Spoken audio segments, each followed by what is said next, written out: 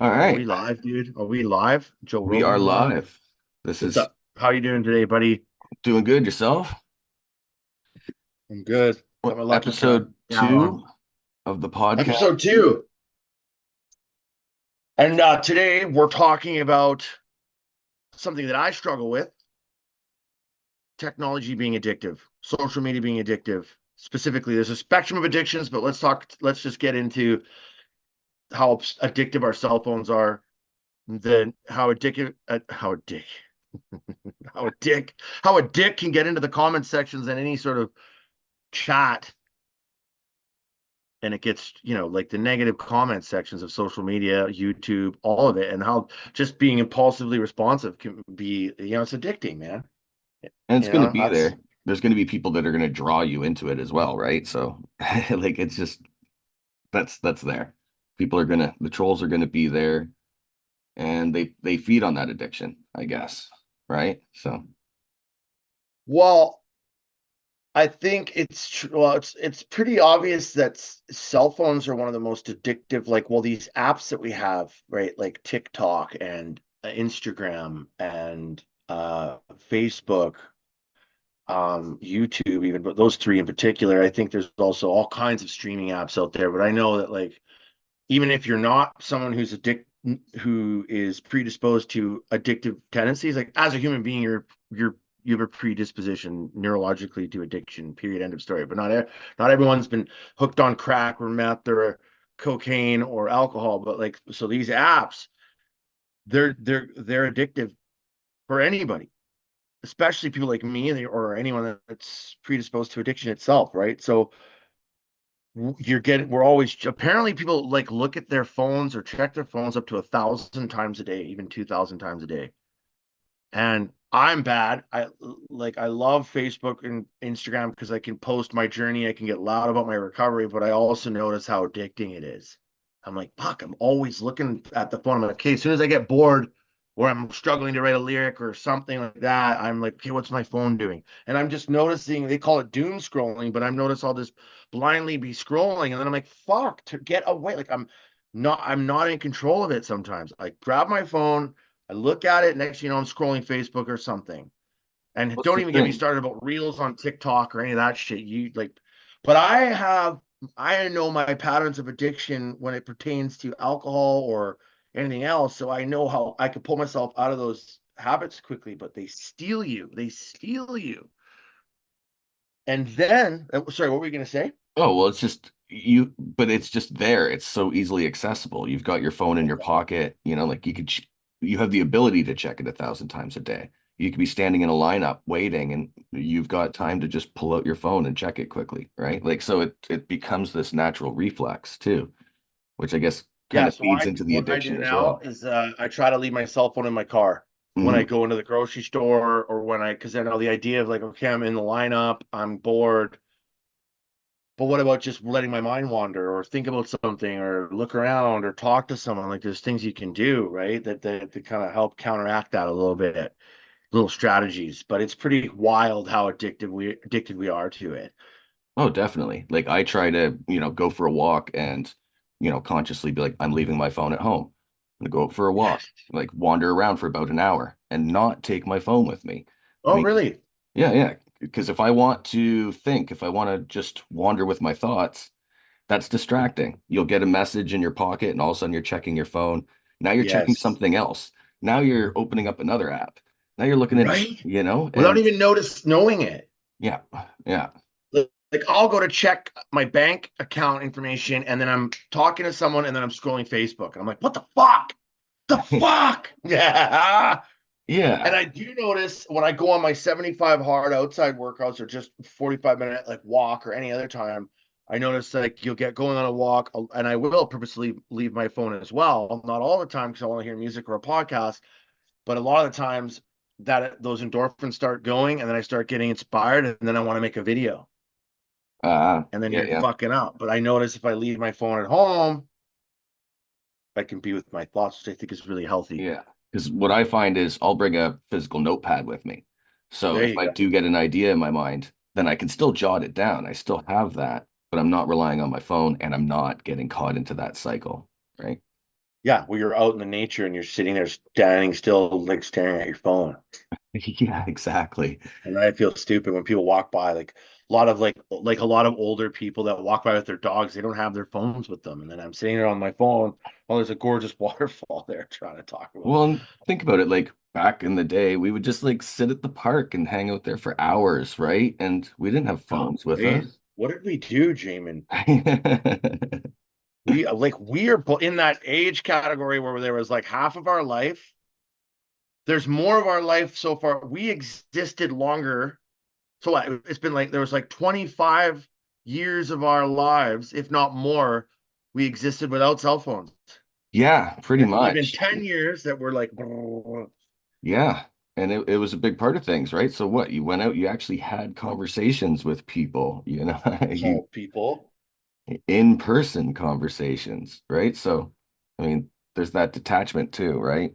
With the cell phone Yeah, generation. I mean, I find now I send a lot of those voice recordings to people, voice memos. I send so many of them instead of just calling people. They are helpful though. Like it's like a walkie-talkie. You can just send your voice memo, let it go, and people can come back if they want. It is quite handy. But I do notice that I use it instead of maybe talking to a girl I'm talking to through maybe a dating app or something. It's just instead of getting on the phone and facing that awkward silence, right, or whatever. It becomes easier, right? Like with the phones, it becomes easier to be detached, but still convince yourself that you're communicating with other people on that same level. But you're It's not, calorie depth. It's right? that's but what do you call those? Like empty calories. It's empty Right. calories. And yeah, yeah, it's a weird time to be alive with your like, especially. And then I noticed too, like the other day, and what I noticed too, especially is in comment sections, like the comment sections. This is one of the topics I really wanted to dig into today, especially, Yeah. is the fucking okay, like personally, I think, and please share your comments, your thoughts. Any of the comments you share below, we will talk about. We'll talk. We'll even address them on the podcast. If you have any ideas or any, or pushback on, especially with what I'm about to say, share it. But I think Talking about comments metalheads while asking for comments. Yeah, yeah. Go do on. it, right? I think metalheads, okay, and I'm a fucking metalhead. I think we are some of the most opinionated, defeatist type of mentality on, in the comment sections of all people. I think that they just metalheads can be super fucking opinionated. However, you go to a show, okay, and it's high tide raises all ships. You go to a metal show, the culture's awesome. Nobody's gonna come to you and say, "Hey, that Ghost T-shirt you're wearing, that band fucking sucks," or whatever. You fall in the mosh pit, people are gonna pick you up every time. It's all good. But in the comment sections, it is hostile. They've got something to say about the Pantera reunion. They've got something to say about the new Slayer reunion. They got something to say about how much Ghost sucks. They got something to say about this. I mean, that's just my say, and that's what I've noticed, and especially like even in general though, not specifically metalheads. And I would like you to push back on this, but even when it comes to like the Canuck comments, man, like it is fucking insane. I have been pumping the Canucks since they started this season because I knew this coaching staff was going to be awesome. I knew the management was awesome, and they were started winning like they were doing really good out of the gate. They've overcome some insane challenges. Game we're almost three-quarters of the way through the season, and there's still people bitching. They didn't make any trades. This team sucks. Like it's what my point is. It's just those comment sections on YouTube, and you have one about YouTube that I want you to talk about, but the comment sections just really are a poor reflection of the state of people, of how people are, the state of mind that people are at. Like it's Well, so brutal it's an easy place to just go and express a harsh opinion without, immediately. and you're protected by your screen, by the distance between. And, you can say these things without retribution. Nobody's coming and knocking on your door. Whereas if, yeah, they wouldn't say it face to face to somebody. Um, I don't know. Like, I don't understand why the need to be Because negative, but it's it's there. easy. And it's not just hockey and metalheads. You see it across all No, I'm things. just But yes, but those are definitely good examples. I mean, like growing up in Ontario, knowing a lot of Leafs fans, I'm not one personally, but they get razzed all the time, and I the, know. the Leafs can do no right. I So don't mind the Leafs. I don't care if whatever Canadian team goes and wins it. I mean, that if you take out the Canucks, I'll be pissed. But yeah, the Leafs, but I I don't know, understand. yeah, and but you're saying more so like within the Canucks camp, people just like not Oh being yeah. satisfied, not happy even with a win because it wasn't, enough And of a what win. people would argue the same thing with me. They'd be like, "Well, you freaked out when they lost to LA or sorry, Vegas and Boston though." And again, they're the underdogs. I love the underdogs. This is the most exciting time. Like it's just incredible to see them come about so well. But my point is that yeah, I freaked out when they lost to Vegas because they looked like they were getting in their heads and blah blah blah blah blah. But yeah, people just they can win every single game. Even if the Canucks win the Stanley Cup, when they do, people are going to find a reason why they shouldn't have, or they're But you're also easily baited in the comments section. correct. So that being said, yes, I do notice. So that being said, I noticed that I was shit talking someone a couple weeks ago, and I actually apologized to both parties. I was in a Canucks comment section. Someone said something just stupid. They're like, the Canucks won't win, and they suck. And half of those are probably bots. The other half of them are real people just saying shit to get a rise out of everybody. But this one gentleman in particular had said something super negative. So I went at him, but I actually tagged the guy that was beside me on my same team. Like and I tagged him shit talking him by accident. So there I am in this rat nest of negativity on some random fucking comment thread on some random fucking post, and I stopped right there. And I said, I would like to stop, apologize to both of you. I would never speak to anyone like this in person. I'm now going to take this opportunity to permanently refrain from engaging in these comments anymore. All the best to both of you. And I've actually stopped now. I have See, been very tempted to say stuff, but I notice that it consumes so much time.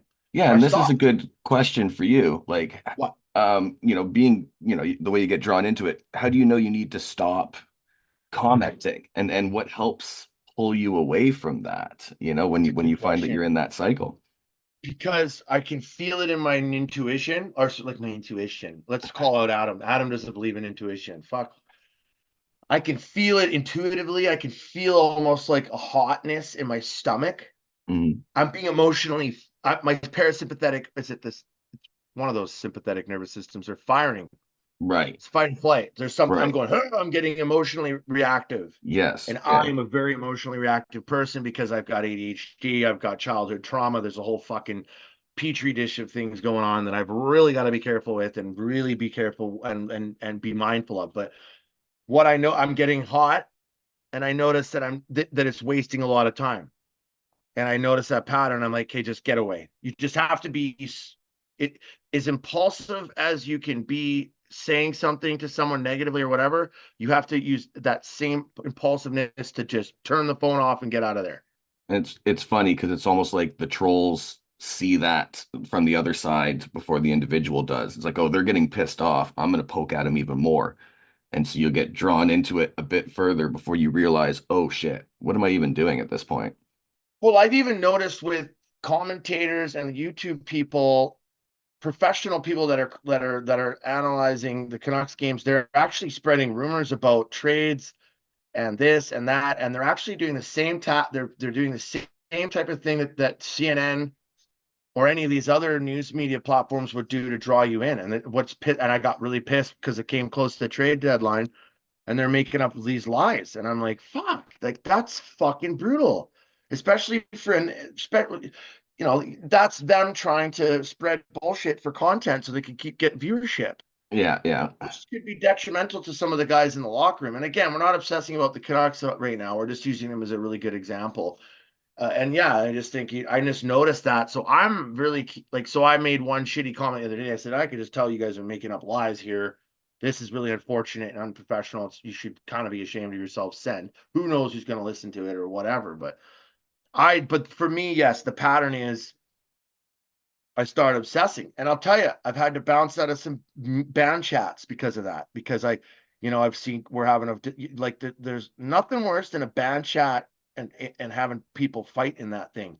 Because here's what happens. You're in a Facebook band chat, you're trying to talk about something super simple, and you're all arguing, and then you're like, you try to erase the chat or get, or for me anyway, get out of there. Then boom, the next guy says something and it lights up. It's got that bright new messagey thing. Same with an email. That's addicting, dude, Yes, for everyone. that fix, that yeah, of it being there on your phone, being like, there's an And I unread explained it message. to the guy, and I've explained it to people before. I'm like, you guys, you don't even realize we're addicted to this drama. We're addicted to this machine fucking going at it. It's difficult. Like you're trying to practice healthy boundaries, and other people aren't even aware that they're caught up in certain cycles. And I think that's what Facebook is too, right? Look at what happened over the pandemic and all the politics there, the freedom convoy, the LGBTQ stuff. Oh shit. Hopefully that we don't get, but all that controversial political stuff, just look at how much divided everybody. The metal scene is still somewhat divided Yeah, everybody finding their soapbox and spewing whatever from it, right? into an echo chamber. Yeah, Do you think anyone's minds are being changed on Facebook or any sort of any platform? right. And just, I always think of just the people who seek nothing but confirmational bias. They're like, well, Yes, they're that's only exactly looking what for it is. things that agree So, with what they're already trying to argue. what was your example on YouTube? You had a note there you were telling me about. Well, yeah, just sort of in contrast to that, right? Like, because I find that Facebook is really, yeah, it can be toxic. And usually when you see something that has 50 to 100 comments on it, it's because somebody's starting to rip into somebody else in there somewhere. But yeah, but YouTube, I wanted to mention just as a contrast, like I find at times, oh, I'll load up a song on YouTube or I'll load up something, and then while I'm listening, I'll peek through the comments. And it's actually a place where there could be a lot of positivity too. Like you'll have stories of people who are telling a tale about like a time and a place where they first heard this song and how it changed their life. And, they're in a bad place and it put them into a better place. And then somebody else will comment on a story or, something that happened to them.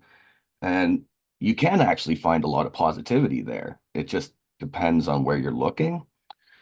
Um, Yeah, like I agree with you. so again, There is confirmational there bias. like If you're looking for an argument, you'll find one. But like, yeah, the unfortunately I other think that's side's the there too. majority of I think sorry, what was that? The other side of things is there too. Like there is a lot of like I've actually read through some comments and been like, wow, that was amazingly positive. So yeah. Yeah, it's a double-edged sword. I think that unfortunately right now the sharper side of the sword though is the negativity. Well, it's We're used. also sponsored Yeah. by Tim Hortons and we are sponsored too by Synergy Kombucha. But yeah, it's a double-edged sword, and like that's why and now I mean that's why I'm starting. I'll get a lot of traction for certain quotes. I'll post simple quotes on my Facebook, and sometimes I'll get a lot of likes and comments because people see through like over the years how much I've shared my recovery journey. I've started this brand with you, and I've been pretty loud about everything I do. I don't share every fucking detail anymore, but a lot of it, and so that has generated traction. So sometimes I'll post a lot of things, and people will be pretty positive, Yeah. even if they disagree. Now I notice on my Facebook, people still find a healthy either they don't interact or they find a healthy way to interact. Well, and I think that was the point of like this discussion today, right? Just to be yeah, I mean, you're opening up comments, just being like, what do you got to say? And trying to make it a forum that is a bit more positive and Yes, supportive, yeah, right? and if you have something you want to push back on, find a healthy way to disagree. So just like let's have some open discourse. You don't have to be like, fuck you, you're not a real metalhead or whatever, because I don't listen to black metal or cannibal. But you would never hear me say to anyone, hey, death metal sucks. Like, I don't understand death metal technically or certain bands. I just would never say, I would never say they suck. I would just be like, I don't Yeah, get it. They're killer musicians. Cannibal Corpse. I don't even listen to Cannibal Corpse, and I go to their shows every time they come to town because the metal scene's going to be there. Lots of my friends are going to be there. So my point is, we want your comments in here. We want to hear back from you, but we challenge you to find a positive way to disagree with us. definitely. Yeah, yeah. That's a good way of putting it. Find a positive way to word your disagreement, and then We challenge you if you want to be a guest or if you want to have some open talk about it. That's great. We can always agree to disagree. Well, and that's how you open up like proper discussion and constructive debate. Like that's how ideas are shared. So, Which is something that we almost lost sight of over the pandemic there, like with this whole, cancer culture and all this other stuff. But I mean, we don't want to, we don't really have, I think we're pretty neutral as far as the political stance, and I don't want to go there. FTP is about recovery and mental health and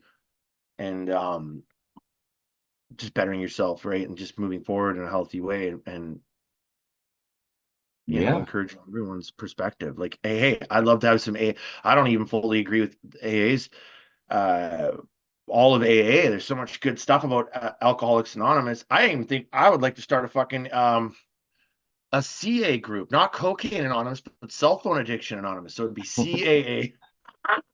We'd have a group for real and just to discuss healthy ways to interact with your phone. Here's a couple tips that I've learned. I now do not keep my cell phone on my bedside table anymore. I keep it I charge it way at the foot of my bed under a thing so that when I get out of bed, it's not easily accessible. I go, oh, fuck, it's down there. I'm too tired. I don't care. I'm going to go brush my teeth, do that thing, and then I'll get to it. Whereas if it's on your phone, on your bedside table, the first thing you're doing is scrolling in the morning. That's the worst thing to do. Yeah. And then like I said earlier, for me, it's just at least finding some time in the day where I'm doing something without my phone. Without your phone. That without includes it. going in the grocery store. Like, Yeah. challenge you. Don't be like, if you look around, you see everybody just staring at their fucking phone. Go into the grocery store, go into the coffee shop, go into the place, leave your phone in the car. I mean, I guess if you're taking a bus, like, turn your phone off a lot. Then as soon as you walk into that coffee shop or just as you're approaching it or whatever, if you're taking a bus, you're walking, turn your phone off. Yeah. And go in and talk to someone or just stare and just think. Just be with your fucking thoughts, man. Go for a walk, turn the damn phone off. You shouldn't leave your phone on 24 hours a day for your whole 2-year contract anyway, man. Do you leave your car running every night, all night? Like, come on. And spending some time with your thoughts is important. I can't stress that enough. So yeah. I agree. I'll tell you, when I go outside for a walk, I'm gonna have to do one here for my outside workout here because I'm day 51 of 75 hard. As soon as I start walking and I'll leave them. Sometimes I just leave my headphones off and I'll have my phone and I'll have everything, but I'll just leave to just see what comes in. And this is where I get a lot of great ideas. I believe all kinds of shit we figure out for this is just from walking and thinking. Definitely. I think that pretty much that's good for this week. Yeah, it's a 23 minutes, probably 20. Yeah. We're just keeping them short and sweet right now. And as we get bigger, we'll probably discuss these topics and further. We'll discuss these topics further and with guests but like still experimenting with the format, layout, presentation of this, but just keeping it going. And do it ugly.